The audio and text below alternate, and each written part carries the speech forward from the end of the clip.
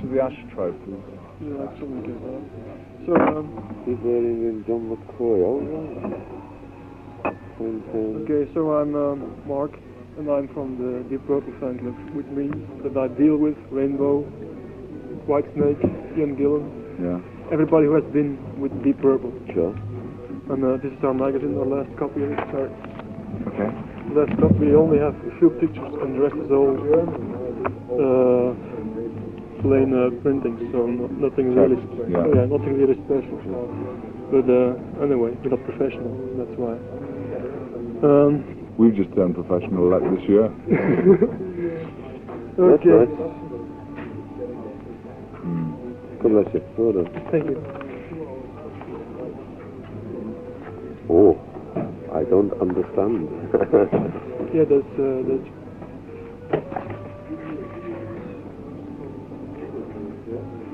that was about your new album, probably, and about Ian Gillan's new album. Have you got a deal yet for that new album? Ian? Yeah. I don't know, mate. Which album? It's called Gillan shortly, but I don't know which record company will be dealing with him. What's it like? It's heavy rock. Yeah. Really, like, you know, the Scarabus album? No, I've never heard that one. Yeah. Well, it's the rocky side of it. No jazz anymore. Yeah. It's, I think it's the best so far. Yeah. He once told me he wanted to do Deep Purple 78. Well, it's not exactly that, but there is. It's much There'll never better. be another Deep Purple 78 unless Blackmore, Lord, everybody plays together. Yeah, that's a rumor that's going all over the world. But Deep Purple. Yeah, we've heard it all over the world too. Concert in Ibiza or something. Yeah, it was begun to be planned. Let me see, when was it? A year ago, maybe 10 months, a year ago. What it was the Martini Rosso people. Can we try and get on? Can we try and get on with this interview? If you want to talk, it's fucking. Ja, kennt you schon lange, and shall we start again? Because I've totally lost it. No, I was just talking about the Ibiza thing. It was Martini, Merchant Bank, and someone else wanted to finance a big concert in Ibiza, and they asked old management, who asked us individually. But I honestly think if I can just have your magazine 1 second. Yeah. Why I don't think there's any need for Deep Purple to come together again is this. You've got 6 or 7 different things to take care of, and every one of these people has their own career to worry about and to be concerned with. And I'm more concerned with Whitesnake being correct and successful and making good music than I am with perhaps putting something together again which is in the past anyway. Because there was a Melody Maker, I think, a few months before this, that you would play each with your own band and then like a jam. Well, I think a lot of people, there's certain fabrication in the press, whereas I think they've more or less put their own ideas in, really. Yeah, I think that was the idea of the guy who wrote the article, maybe that was... In Japan, the news now is Blackmore's joining Whitesnake. Really? Yeah, so There's always gossip when it comes to those kind of situations. Is there any news about Ian Pace, like joining Whitesnake or something like that? Of course, you teamed up a long time with Ian, and now suddenly has disappeared. Well, I've been staying at his house for some time.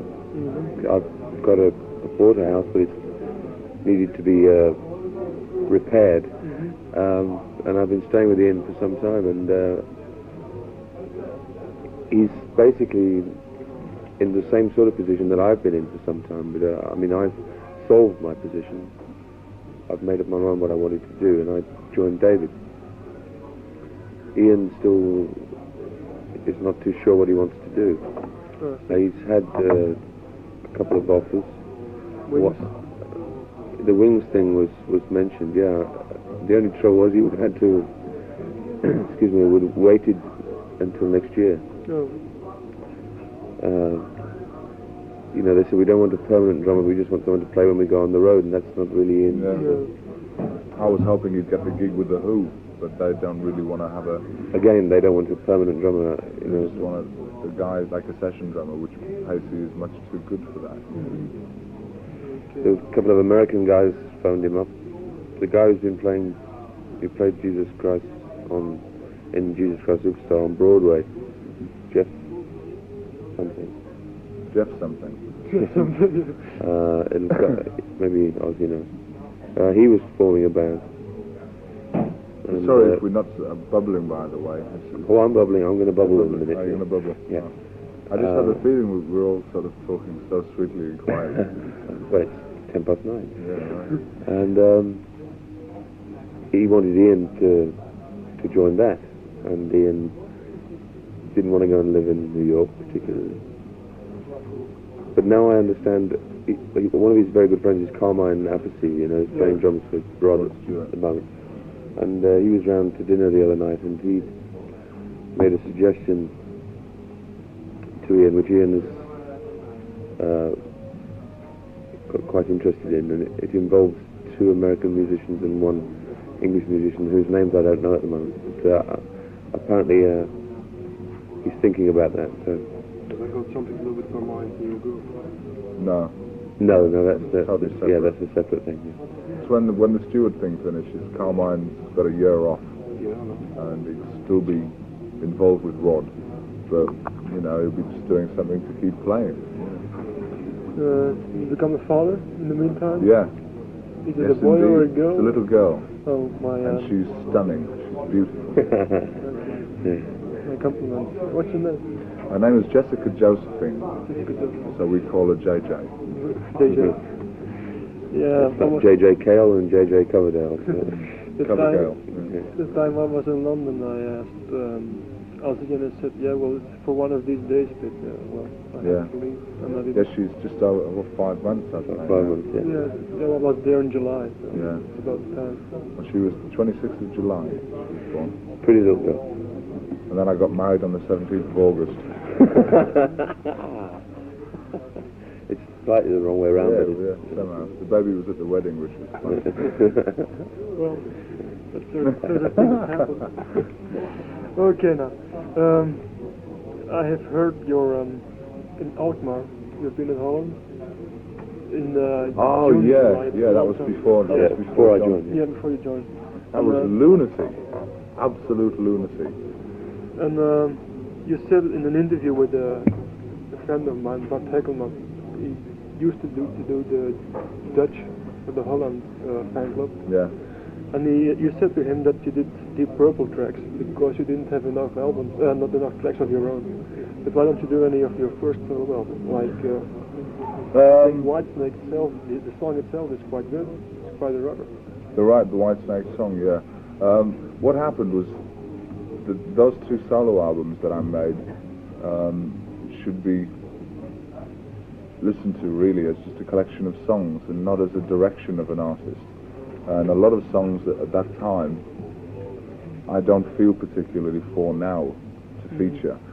The only Purple songs that I featured at the Alkmaar was, I think, Lady Double Dealer, which I wrote about an ex-girlfriend. And Mistreated, which we still do. We've rearranged it even more now. And it's a very, very successful part of the show, isn't it? Yeah. Now we've stopped doing Double Dealer and we're doing Might Just Take Your Life, because John wrote that. And it's a great feature for John, you know. You see, John joined the band after we'd recorded the album. Yeah. And he re-recorded the keyboards beautifully too. But the album was, most of the songs we had were guitar-based. Yeah. So the reason we brought in Might Just Take Your Life was because it was an excellent feature, of course, for John. And once again, we rearranged it to suit the band Whitesnake. It's funny when you hear Mistreated is quite a song. When you hear Richie's version and when you hear your version about it, Richie says, well, David only said the woo-woo, and he said he only wrote well, if you ask my part. colleague, if you ask John who wrote I could the tell you song. who wrote it, if you would like to know. I believe it, but I'm just telling you what I... Sure, know about. Blackmore's full of shit, sorry. Yeah, you said Richard Blackmore's raincoat. Yeah, it means that much. No, that's It's very only two unfair of people, Richie, because it was so much David's song. I mean, the words were very much from David's art, and it was... When you hear the live album on stage by Rainbow, the singer, the vocalist, Ronnie Diaz, even said, a song written by me and Richie. Yeah. Completely. Yeah. You see, the thing is, Blackmore, if people believed what Blackmore said, then their Rainbow would be the new Deep Purple, which it certainly isn't, you know. When he left Purple, he's conducted a blitz of bad words about all the ex-members of Purple. Yeah. John, Ian, Glenn, myself, in American papers. And there's absolutely no reason for him to go on like that, but that's his personality, you know. Yeah, he's kind of asshole. Changing his mind. Okay, now, I think you split from Purple in March '76, and the Wizards Convention album, it's one I found in London. I didn't know it existed. Oh, right. How does that fit in? It doesn't actually. I honestly did that album. I was totally prostitute. Sure. Because I was living in Munich, and I really wanted to go to London for a couple of days. And at the same time as I was going to go, I got this call from John Craig, no, it was all business. It wasn't from Eddie, asking if I'd sing on an album. And they would pay for me to come over and all my expenses. So I said, oh, sure. And when I got there, I rewrote the words of the song. So. Of course, there were a lot of you were involved too, I think. Yeah. And, I don't think John's work was quite as mercenary as mine. I didn't even know he wanted me to play like a modern jazz piano player, which is not me at all, you know. I mean, I did it because it's for a friend. The album isn't really very good, actually, is it? No, it's a nice idea and it's a good title. Once again, it's a collection of songs. Glenn's song on it is quite nice. David's song on it is nice. Tony Ashton's is very funny. Tony's is lovely. Yeah. I heard an interview with Tony after the release of Pale's first album. It was more like the music playing and then he making some noises and then just the speech. What was that, Luxembourg? Yeah, I think so, yeah. I heard about it. I think he was really drunk at the time. Little. Really? He was a lot. Okay, now, also told me that you had recorded a second album with Paige Ashton and Lord, but the vocals had to be done with on it still. Now what's going to be done with the thing that is left? I don't know really. All sorts of ideas. I think we had 3 complete. We did 12 or 14 tracks, and some good stuff there. Was some very good stuff, but Tony only completed 2, and Bernie sang another one. So you know, it's a very, very unfinished. I'm not quite sure what, because Ian Pace and myself, we own it. It's our property, so we don't quite know what to do with it. Actually trying to get him to bring a copy so we can have a sneaky listen to the new band. There's one song in it that I'd like Whitesnake to have a go at. It's a good song, and I don't really know what to do with it. I mean, I'm sure it'll arrive somewhere, somehow, in some form. Yeah. But I'm not quite sure at the moment what to do with it.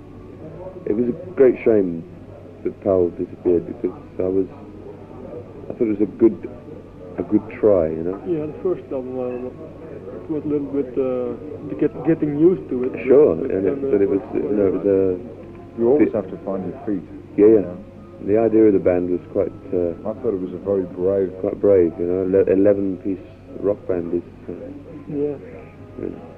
Quite brave. See, we all went through, all the people who were like the composers of the music for Purple. For instance, we could talk about John and myself. With Purple, it was very, very difficult sometimes to be sparklingly original. Yeah. Because you were writing for a concept. And it started getting, for me personally, it started getting in a smaller and smaller circle. and I kept feeling, oh God, I've done this on another album, you know, and then having to listen to Stormbringer or Burn to see if I had done it before. Yeah.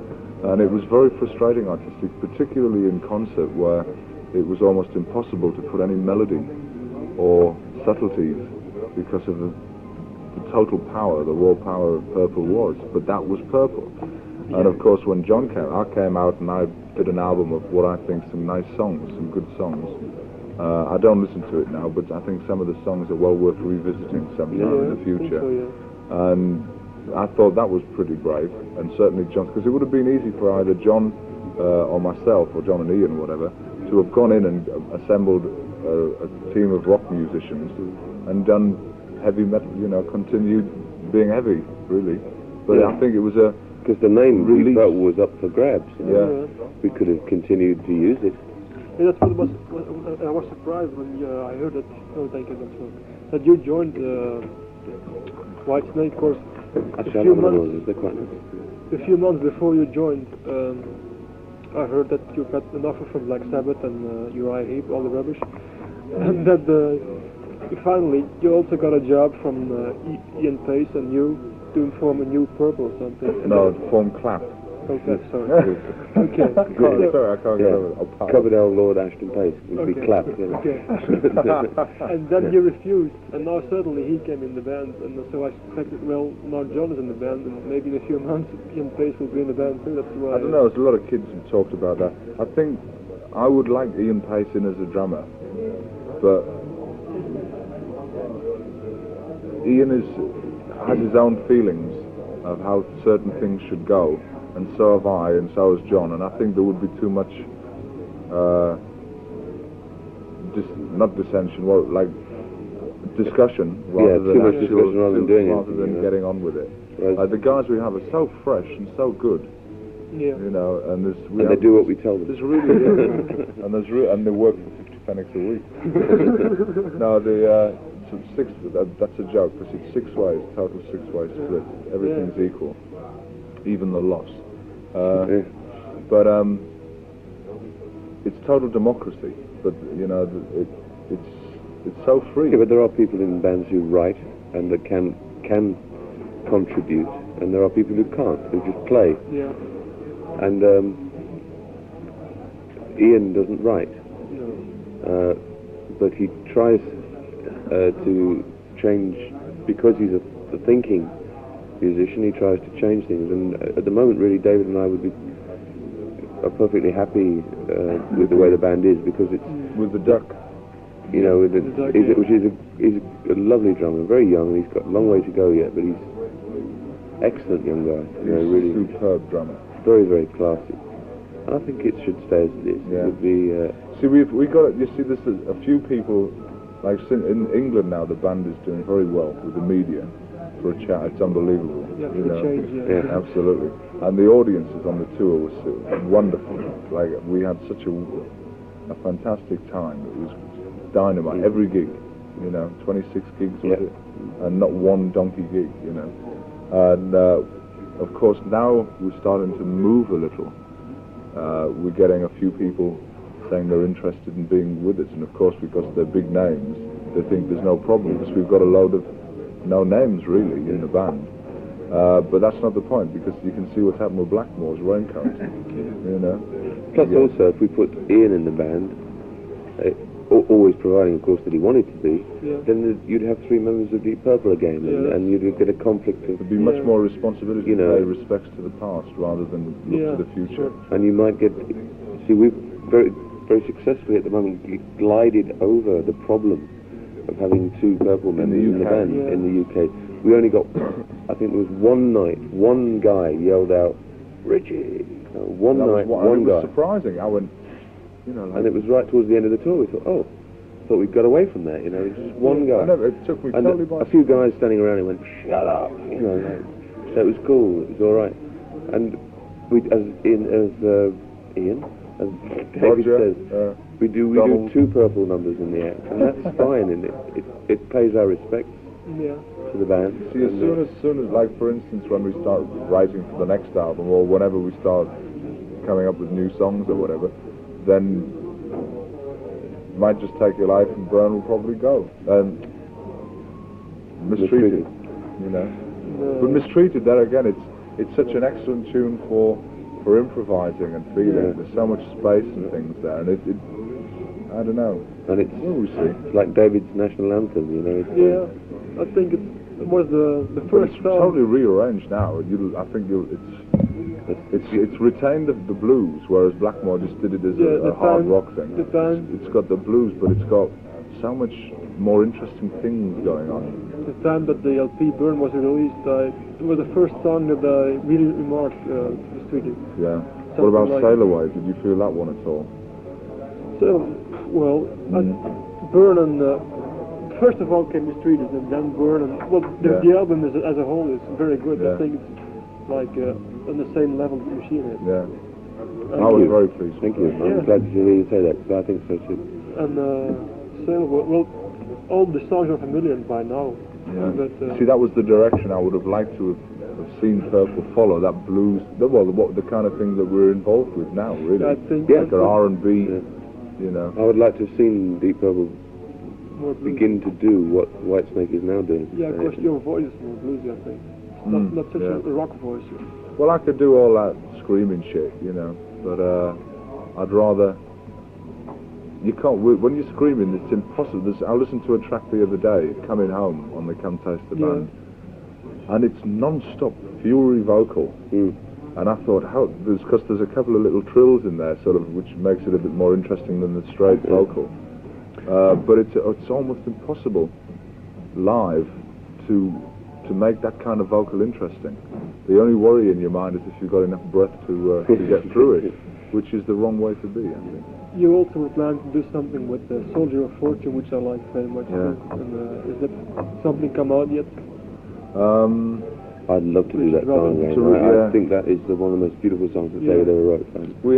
I had this idea ages ago. This was like the solo time to do an album, like revisit Soldier of Fortune and make it into like with an orchestra or whatever. And but not an orchestra. You got me. Oh no, yeah, of course, the John Lord Orchestra. Yeah. No, but to revisit the song and call the album Soldier of Fortune, which the words are very much how I feel even now, you know. But of course, Ian Gillan put this Child in Time album out, which I thought would have been too similar, you know, to revisit the track and then call the album after that. And Roger said, you know, sealed it, said, I think you should get on with your new tunes, which he thinks were as good, you know. Are you still involved with Roger Glover? I don't think so. Not business-wise, but socially, certainly, yeah. He's a very good friend. Is he planning something for the future? He's working with Richie. Rainbow. Yeah. He's going to produce Rainbow, co-produce it with Richie, and co-write it. Co-write? Oh, that's the one.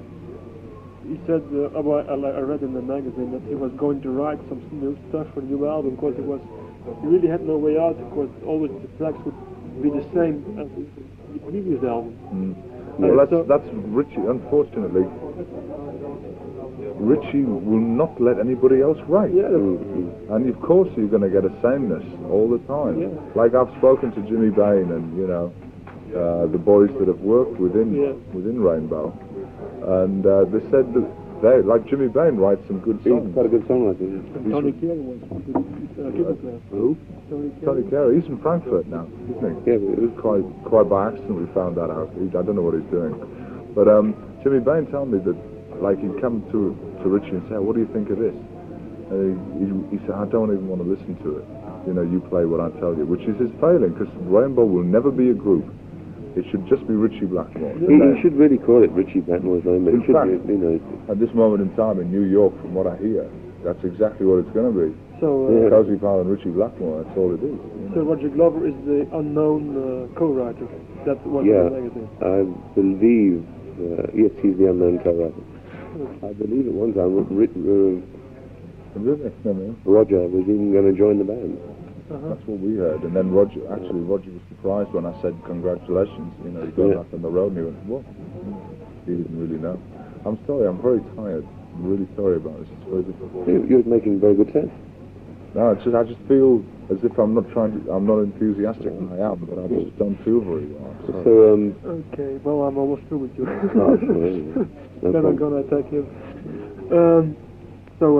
I think you're gonna have plans for the future, like doing a tour or a new album or something like it. Well, new album, I should imagine this is very new now. Yes, of course. And we've certainly got a lot of territory to travel, yeah. We've done like 6 months in England now, little interviews and stuff, and of course this recent tour. So I think we've set the foundation well and truly in the UK. We've had a very good following.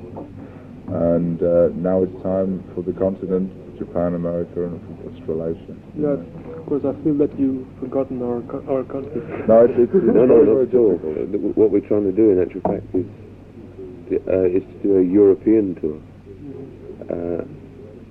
I mean, Purple's been finished now. It's nearly 3 years. We realised yesterday how long it is 3 years since we've been in March. to the continent. Not long. You only got once. It was the first concert you ever did when you joined. In Brussels, Yeah, it was the only concert you did in Belgium. Yeah, it was a good night. Now, what I think there's a plan for a European That's right. tour. Hopefully, the end of January, February. If it isn't a total tour, we will be playing the major cities of Europe. And then you once had me. This year, you were supposed to play in Belgium. And I've been waiting there for 8 hours in the pouring rain, and then the band didn't show up. No, it's hold Oh, on. right. This is before I joined. Yeah, sure. Listen, it wouldn't have made any difference because we got there and there was like, you know, when you prepare for a concert, it's anywhere, even in England, if you're traveling a few miles, the roadies check everything, the stage size, and contracts are sent with all the necessary things that have to be there. I'm not talking about limousines or No. I'm talking about power, electricity, and the roadies. We were in the hotel about 5-10 minutes from the festival. From the festival, and the roadies came back the next morning. We were there for 2 days. The roadies came back and said, it's totally impossible. If we put the equipment on the stage will collapse. I wanted to do, well, you said you can do it. What was the name of the place? Herentals, That must have been, and the weather was disgusting. Yeah, I know. Yeah. There were only maybe 100 people there. But, it was terrible. There'd been no advertising, there was no planning. The promoter said everything was fine, and it wasn't. And like our roadies are professional. The organizer, he told me that Roger Glover was with the band at the time. Yeah, that's how professional he is. Well, he told me a lot of words. Thank you. Roger wasn't. I don't think so. Anyway. Yeah. Okay. So I'll with you, John. Okay. I'm going to check out about what we're doing for eating. Excuse me for a moment. Have you any solo plans, like for classical music, like you did with the 3 albums? Talking about this earlier. I think I've pretty well said what I have to say about that. I've done what now including the concerto, it's now 4 albums. You know, it's the concerto in Gemini Suite, Windows and Saraband. And, I would certainly like to do a solo album when there's time, you know, when it feels right and when I have all the material.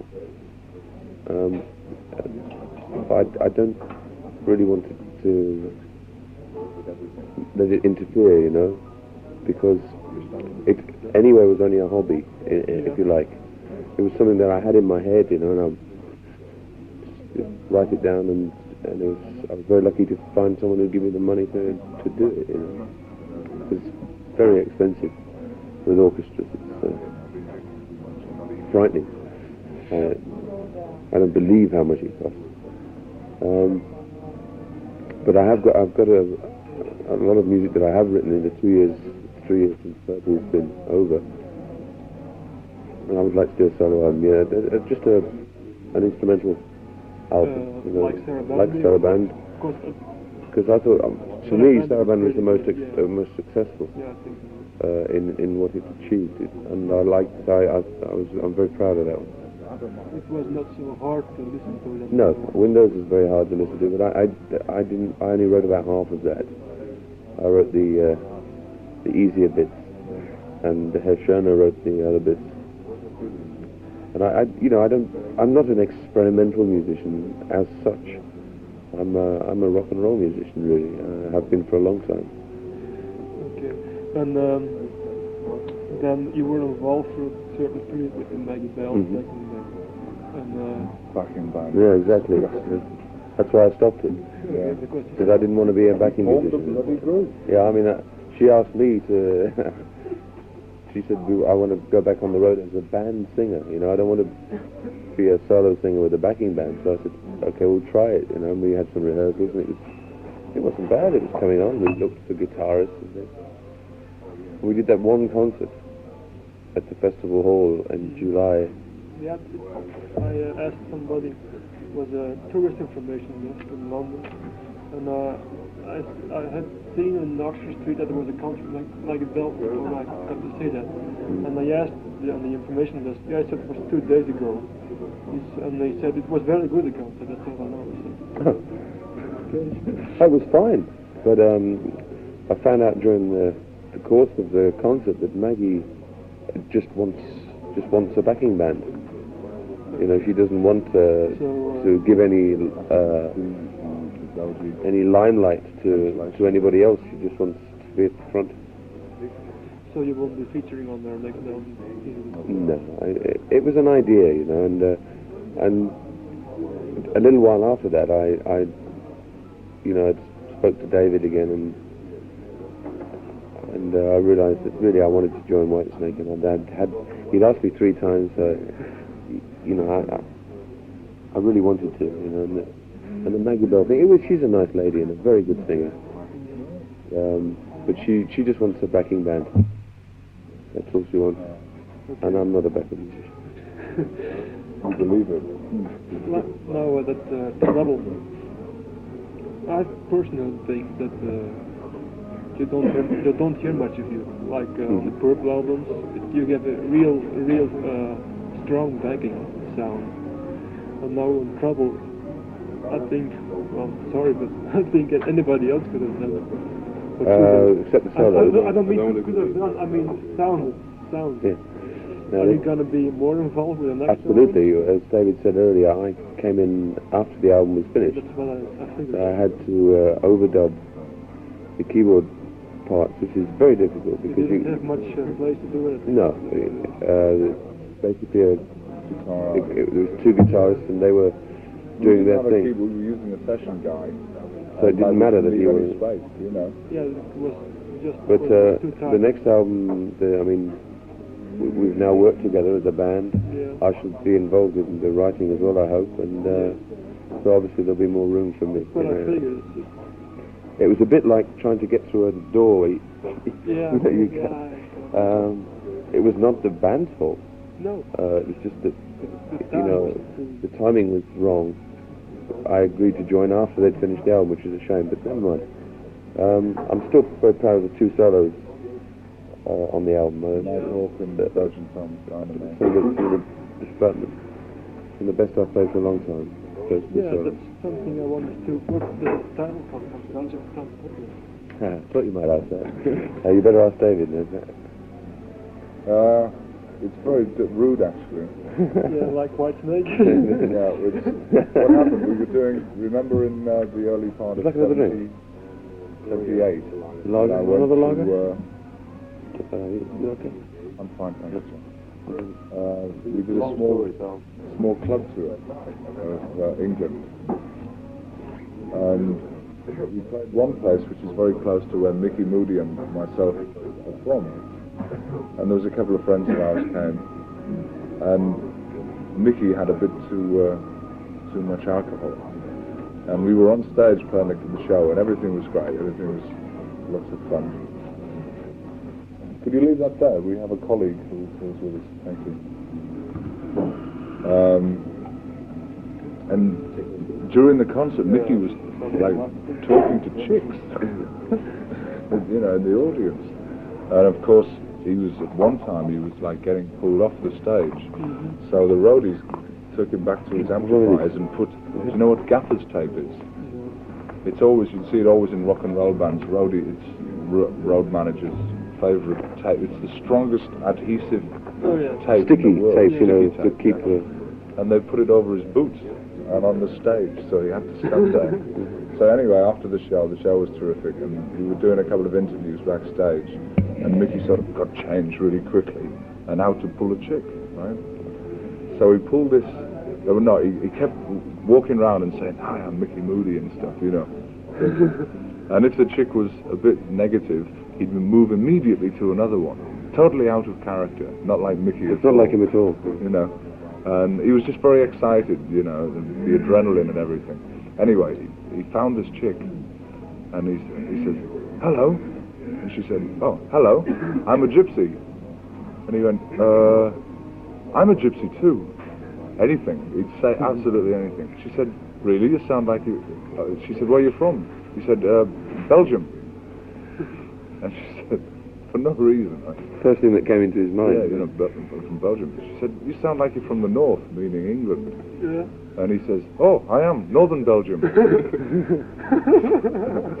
So She said, "What's your name?" She said, "What's your name?" And he went, "Tom." So of course, when we found out about this, I called him Belgian Tom. And now the hat trick. Now you know what a hat trick is. It's three goals or three things. Well, Mickey was with this girl that night, and he 3 times. Hence Belgian Tom's hat trick. Yeah. I don't know how you're going to get the last part across. You could say kissed her 3 times.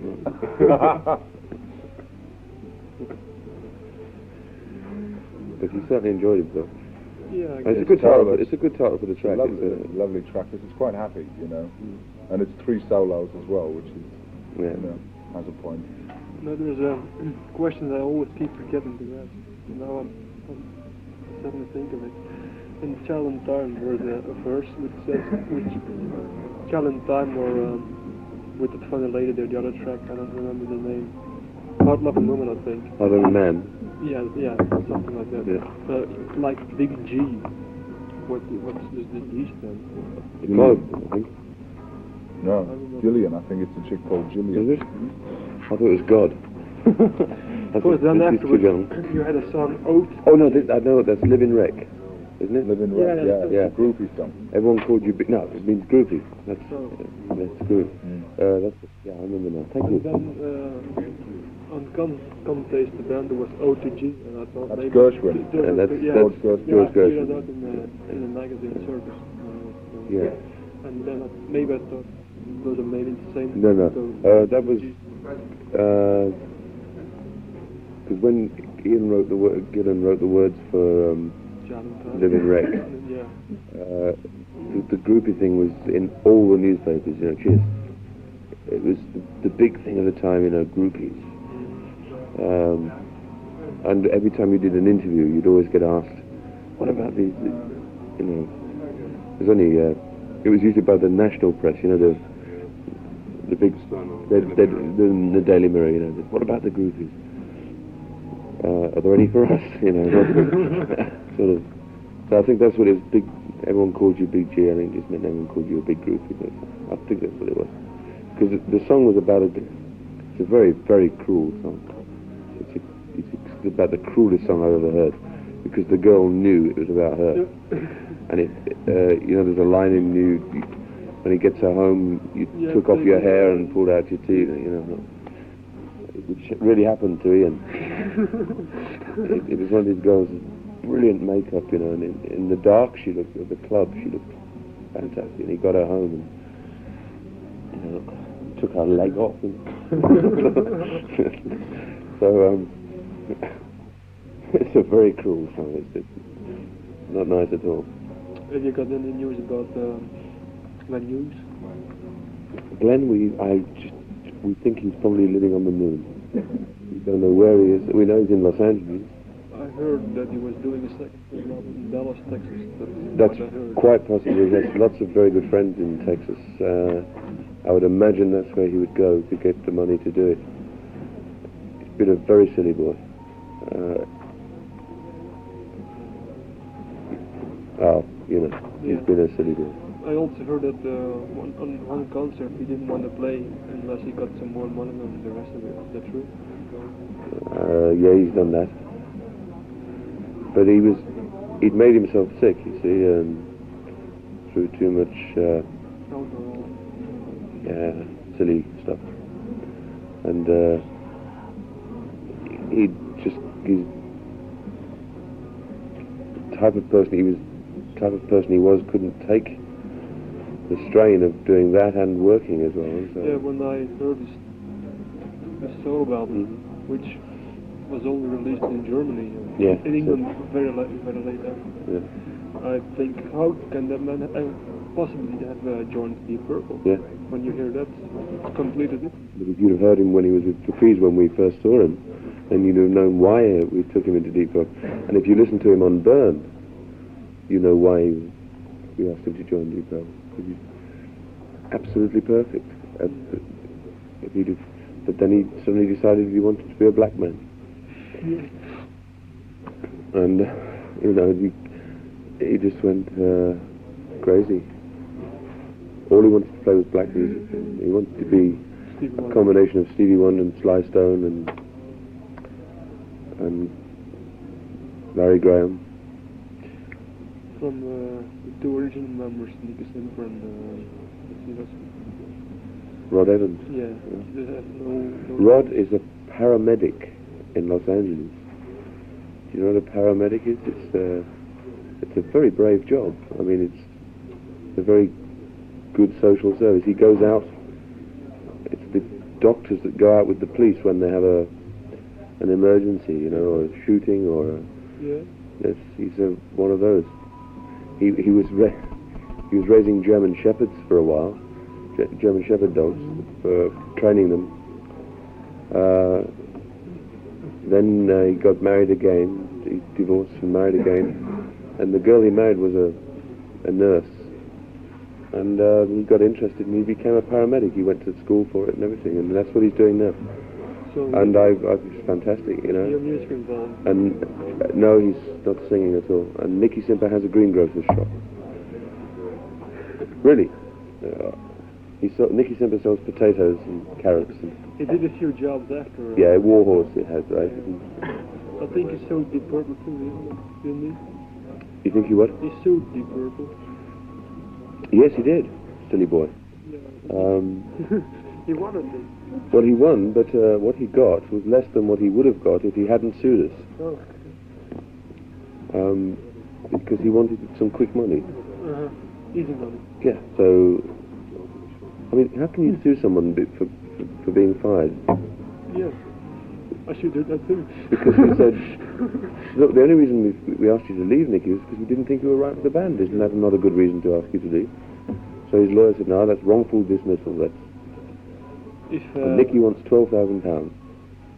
So our lawyer and accountants did a little calculation. They said, okay, you can have £12,000 if that's what he wants. If he'd have stayed and not sued us, he would have got £25,000. If every ex-member of Rainbow would sue, he'd go bankrupt. Yeah, it's... No, that was Nicky did a silly thing there. He was very hurt. It's not surprising that he was hurt. It was just surprising to me that he took it to that extreme. It was silly. California? Yeah, so for the next Whitesnake on stage you're including songs that are not by yourself, a member of the band. For instance, like a Bobby Bland tune or something. Yeah. Are you planning to put these things on the records? The Bobby Bland one is on record. That's on the Snake That's Ride. on the Snake Ride EP. Yeah, that's right. We've always felt that, in fact, I've always felt this, even through the Deep Purple days, that if you come across a good song that you think is good for the band, it doesn't matter that you didn't write it. I think it's important to rearrange it to suit sure. your style. Yeah. You interpreted other people's songs. Occasionally, yeah. Early. Not that much later. No. thing is, in the early Purple days, the very, 67, 68, 69, 70, there was still a band looking for an identity, It was still basically a new band. I mean, we knew we wanted to be a rock and roll band, but weren't quite sure how it was supposed to work. And it was only really when Ian Gillan and Roger joined that the band became more of a unit. And was able to have the confidence to write its own songs with the knowledge that they were going to be good songs. Anyone can write a song, especially if you have a guitar and a 200-watt amp. You just turn it up and you play the chord of E, and you can make up pretty well anything. But you need the confidence of the knowledge that you are sure that they're good by your own standards. And as I say, it was only like when Ian and Roger joined that became the case. That's why we used to do other people's songs before that. Also, we had the original idea of Deep Purple was to be like an English version of the Vanilla Fudge. That was the first feeling in them, because they were, we thought they were fantastic, the early Vanilla Fudge. Well, it's to the first albums. Oh, amazing. I'm still so excited. So exciting. Yeah, and you can hear that we were trying to... Especially with the keyboards. Sure, yeah, I learned a great deal from Mark's time by talking to him and by watching him play.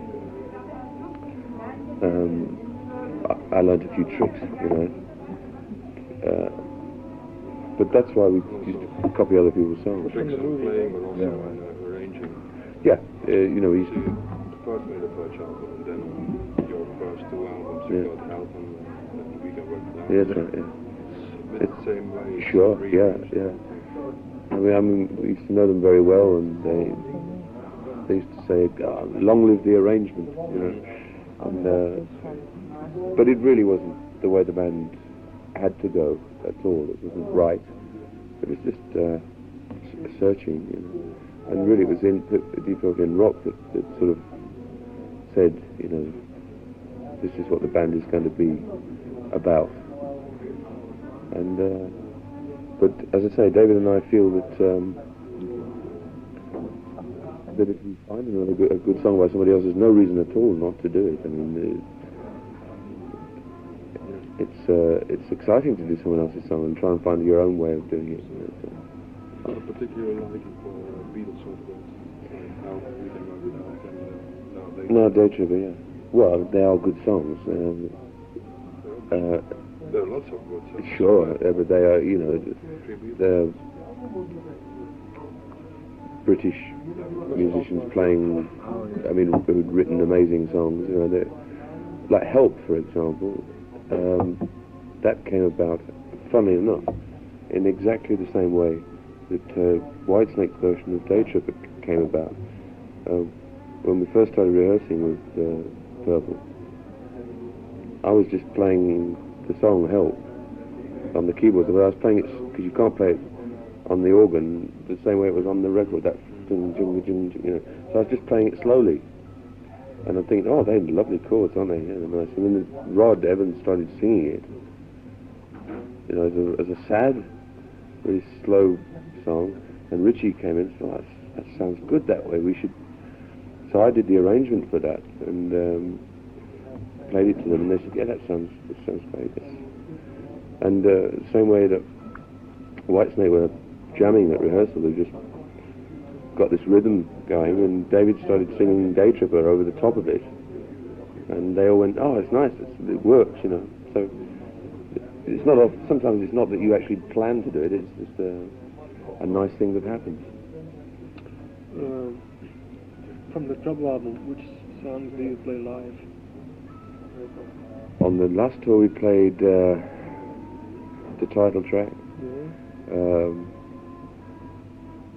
Take Me With You,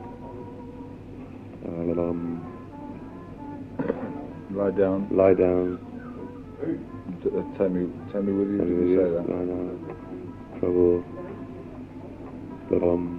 One more. We only played 4. Anyway, Yeah, well, let's check. Deep Purple songs. Belgian Tom's Hat Trick. Belgian Tom's Hat Trick, yeah. Oh, yeah. Okay. Yeah. Back in America, they always do Cloverdale. Yeah. Always. Yeah, but what we're going to try and do, we don't want to do an hour and a half set with 5 songs in it, you know. We'd like to do an hour and a half set with 15, 20 songs, and as many as we can get in.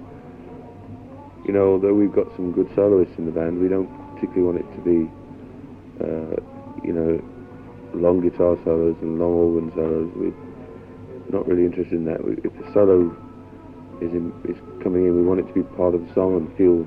It's quite different from the part that you do. Yeah, absolutely. And, you know, this has always been David's point, and he's convinced me that it's a good one, that songs are important, you know, especially now, as we've had years of hard rock bands, you know, playing 2 verses of a song and then doing 10 minutes of improvisation. And, it's a very easy trap to fall into, you know, because it's very nice for the musician. Yeah. And if he's a good musician, it's maybe even very nice for the audience. But I still think it's nicer for the audience if they can hear lots of good songs, you know. Like Space Dropping. I used to love that one, but that used to go on for at the end it went on for 45 minutes. Yeah. I got a bootleg version. It's really fantastic organ. Yeah, it was great. I mean, to be able to sort of say, right, it's the organ solo now. I've got as long as I like to do what I like, you know. And but sometimes you forget what you should be doing, which is entertaining an audience. Yeah. What are we doing, my love? No, you can go. No, I'm gonna finish and take a few pictures. No, you've come a long way. That's me what. Very close to England. Sure. 50 miles from the coast. That's true, yeah.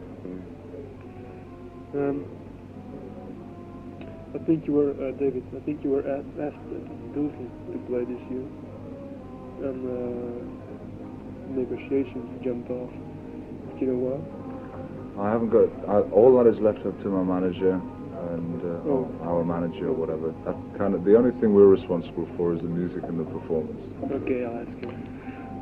Yeah, I don't think that even got as far as us. Sorry? I don't think that even got as far as us. I don't think we were even told about it. Yeah, that was in the time that I think just after you joined or just before you joined. Yeah, I heard there was when I joined there was a possibility of doing Bilson. Yeah, probably because you were not used to I think I only knew one tune at that time, so it wouldn't have been very helpful. Okay. You know, I'd like to take a few pictures. You can take as many as you like. Anything else you'd like to? Anything else you need, or? Yeah, I think got a funny story from on the road or something. Nothing you could print. I heard the sounds feature a couple of weeks ago. Sorry, I heard the sounds feature. Yeah, that was fun. Oh, you want to go there? Will you marry me, David? He read that. Yeah. It was such a beautiful night. I mean, it was really... No, I've heard it, yeah. The sounds one, yeah. I've read it. It was moved myself. It was a very emotional night. It really was delightful. We just did not expect it to be like that. I mean, we knew we were good, and we knew that the house was nearly full, and lots of good people, and making lots of noise. And the most magic moment was when they started to sing "Ain't No Love in the Heart." Couldn't believe it. I cried. I mean, it sounds stupid, but Ronnie's got the chop now. Amazing. Rainbow. I guess that's Newcastle on the right now. It was Finished. You know. It was a great town. Just listen to Lindisfarne now. Dead love. Yeah, I listened to that album. What's it called? Yeah. Blackmore, isn't it? Must be amazing. Yeah, of course. And there was a new vocalist. Yeah. We don't know yet. It's Excellent. Especially for the people on stage. Yeah. somebody like a foreigner kind of vocalist. magnificent night. I mean, there were lots of things were wrong, but you know, the energy level was so high, and the audience wanted us to be good. And that was magic. For an artist, this must be the greatest over-appreciation you can go out. Sure. People start singing a tune. Yeah. You don't even know, maybe. Just start, and Yeah. And David stopped singing and said, "Oh, okay then, come on," you know. And it went. We stopped playing. We just left the drummer. We were just standing there listening. It was magnificent. There was even some people singing in harmony. It was amazing. It was really quite beautiful. It was lovely in Scotland because they seemed to take on that song. Just how every audience, you know. Yeah. And they know it. Yeah, definitely. Yeah. Yeah, maybe. No, they don't know. They don't know the Bobby Brans tune. It was never released in England. The Bobby Brans tune, the albums we have. Yeah, possibly. Yeah, but not 30,000, 40,000. You're right. Yeah. You know, I wish Bobby Brans sold that kind of records. But in Scotland, it was great because we heard the accent. You know, ain't no love in the heart of the city, in the heart of tune. And the heart of tune. Yeah, they were all saying. Magnificent. Great. Very, very. What's good for an audience too, you see, is if they know that they've turned you on, then it's a lovely two-way thing, you know. Because obviously you know that you've got to turn them on. All right. But if they, and they accept that and they say, yeah, okay, I'm happy now, all right. But if they then feel that, oh, we've just made the band happy by, it's a lovely. It just comes like a circle of energy, and it's amazing. It's so exciting. That's what makes it all worthwhile. That what makes the whole thing of touring, which sometimes can be very boring. That rhymes. Touring can be boring. You know, that's makes it all worthwhile, and that's why you can't get to sleep afterwards. You know, the energy level is so high that when you get back to the hotel, you think, what should we do? Right? So you do that. I do like Mickey. Oh, you do like? Mickey. Like Mickey, oh yeah. Score a hat trick. Score a hat trick, yeah. Oh, there's Eric Thompson. Oh yeah. Right. Poor old Eric. Did you hear what Eric Clapton did to him? No. Well, You know, Eric's a Scandinavian promoter. this guy here who got... Yeah. They shaved his head and put him off a train in the middle of nowhere. He was naked, with no passport or anything. Yeah, it's in spirit. They planned something else than they did. They wanted to put him on a boat to Iceland or something. Yeah, that's right. Yeah. But Eric Clapton did I mean, that was Richie's lot did that to him, but Eric Clapton, they shaved his head and put him off the train. Poor old Eric. I met him, he came to the London concert, and he came to our party afterwards. And I said, I see you've been got at again. And he said, yes, it always happens to me. I said, why don't you take up karate or something, you know? He said, I did, in the first lesson I broke my hand.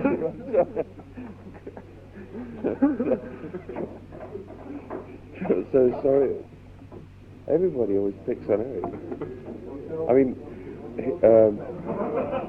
his first divorce, he's just had his second divorce. I think over the, not this one, but the shaving his head thing.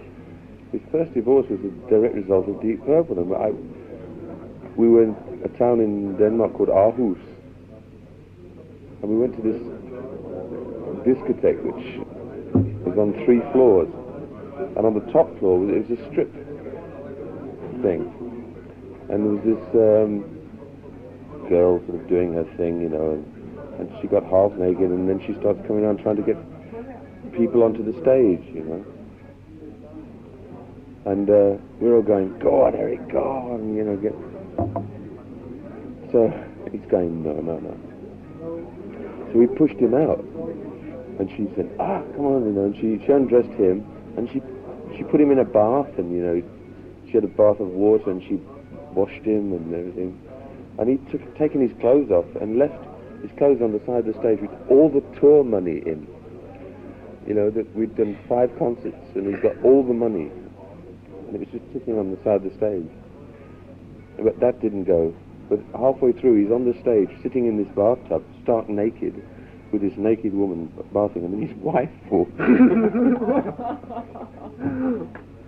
And he saw her, and he's on the stage going, now you see, it's not how you think it is. It's the Deep Purple. They made me, that's divorce. I'm surprised he stays in the business. Sure. I'm surprised he doesn't go and do something else, like become a lawyer or a chartered accountant or something. It's a funny story from on the road. Oh, well, there you've got one. Yeah. Or 2 or 3, actually. But I love that when I said, take up karate. He said, I did, but I broke my hand.